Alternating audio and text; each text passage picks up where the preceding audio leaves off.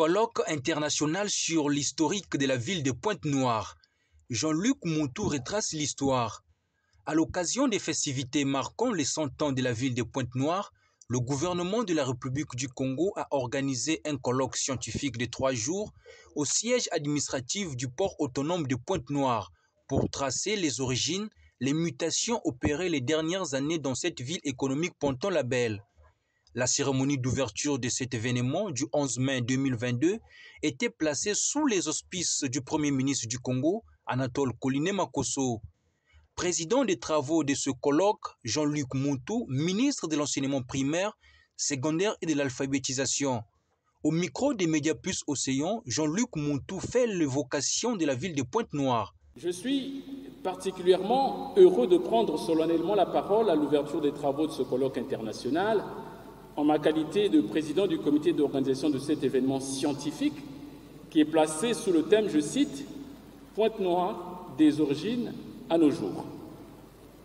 Ce colloque scientifique international est organisé par le groupe interdisciplinaire de recherche et d'études urbaines en collaboration avec le laboratoire de géographie, environnement et aménagement de la faculté des lettres, arts et des sciences humaines et l'université Marien-Ngouabi. La ville de Pointe-Noire est née officiellement le 11 mai 1922. On peut ainsi invoquer le fait que cette entité urbaine doive son développement particulièrement à 2 décisions majeures. Il s'agit d'une part du choix porté à son site pour la construction du port et d'autre part de la réalisation de la voie ferrée devant relier Brazzaville sur la rive droite du fleuve Congo à Pointe-Noire sur les rives de l'océan Atlantique. L'attrait suscité par le lancement de ces 2 grands chantiers, qui seront suivis par d'autres projets importants, a engendré une urbanisation maîtrisée au cours des années qui ont précédé l'indépendance du pays et même après 1960. Ce développement de la ville renforça le tissu urbain dans sa configuration. À côté de Njinji, la cité européenne, se trouvait à l'arrière-plan le quartier SIC, du nom de la Société immobilière du Congo, où résidaient les cadres coloniaux et quelques dignitaires. La ville comptait déjà de nombreux quartiers indigènes, une dizaine, se disait en langue locale, une dizaine, tels que Mvumvu, Mvumvu, Matende, Mtende, ou Tietie, Ntieti, tandis que la ville atteignait les limites de la rivière Songolo au nord et à l'est avant 1960. Aujourd'hui, 100 ans après sa création, Pointe-Noire est submergée par de nombreuses contraintes, parmi lesquelles il y a pêle-mêle la nécessité de maîtriser le tissu urbain et de renouveler les services publics, la création de la zone économique spéciale, la construction des infrastructures modernes et des équipements de base de qualité, la dégradation de son environnement, l'érosion marine et le recul du trait de côte, des difficultés persistantes dans la gestion urbaine, foncière et environnementale, la préservation des ressources de la mer, la pollution marine liée à l'exploitation des hydrocarbures, pour ne citer que cela.